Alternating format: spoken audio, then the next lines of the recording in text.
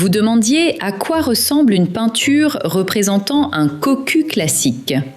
La voici, Célébration de la naissance chez Jan Steen. D'abord, rappelons que cocu ne veut pas dire ce qu'on pense aujourd'hui. Un cocu, c'est un homme trompé par sa femme, qui se retrouve à élever les enfants d'un autre. Mais il l'ignore probablement. À première vue, rien n'indique cette affreuse réalité. Pourtant, analysons. La peinture n'est pas une photo. Chaque détail y est voulu. Premier niveau, ce que tout le monde voit. Nous sommes dans une chambre d'accouchement.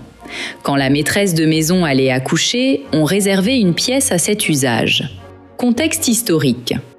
Cette chambre servait non seulement aux naissances, mais aussi à recevoir les visiteurs ensuite. La venue d'un enfant était toujours une joie, comme aujourd'hui. Au XVIIe siècle, un fils était un coup de chance et une grande fête pour des raisons économiques. Il reprenait souvent le métier du père et héritait des biens familiaux. Contexte compris, chambre d'accouchement.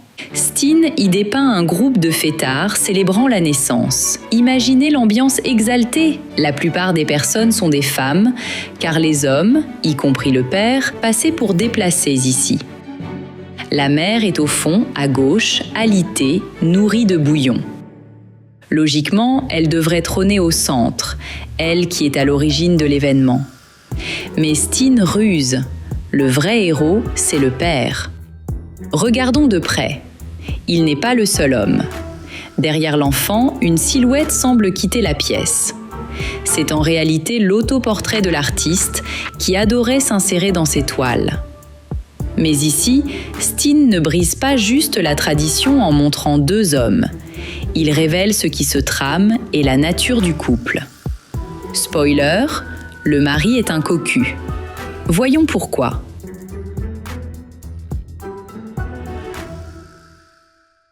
On découvre cela après la restauration de 1983. L'homme qui sort fait un geste osé, 2 doigts au-dessus de la tête du bébé. Tout le monde dans la pièce le voit, sauf le père fier. Par ce geste, l'artiste signale « Le père est cocu ». Le geste l'illustre parfaitement. Le père rayonne de fierté. Observez les autres. Personne n'est choqué, car tous semblent savoir que l'enfant n'est pas de lui. « Elena, tu inventes tout, direz-vous. » D'accord, mais pour convaincre les sceptiques que Steen a bien peint cela, il ajoute des détails évidents à l'époque. Regardez cet objet près du lit, une chaufferette. Elle est au premier plan et l'artiste insinue clairement que le père fier était impuissant. La seule chaleur dans le lit conjugal, c'était cette chaufferette. À droite au premier plan, des coquilles d'œufs brisées sur le sol rappellent l'euphémisme d'alors. Casser des œufs dans la poêle désignait l'acte sexuel. Donc, il y a eu un acte, mais pas dans le lit conjugal. Soyons honnêtes, Steen se moque copieusement du père. Il porte un tablier et des clés, comme une gouvernante, un signe de déchéance sociale. Au XVIIe siècle, l'homme était le chef de famille, les autres le personnel. Ici, Steen montre qu'il ne l'est plus. Près de lui, 2 femmes exigent leur paiement, sans doute la vieille sage-femme et la servante. Et le symbole final de son impuissance ? La saucisse molle que tient la servante près de la cheminée. Pas besoin d'expliquer. « Elena, tu forces l'interprétation », direz-vous. Bien sûr, ça aurait pu être une jambe de bœuf ou une pomme, mais l'artiste a choisi une saucisse exprès.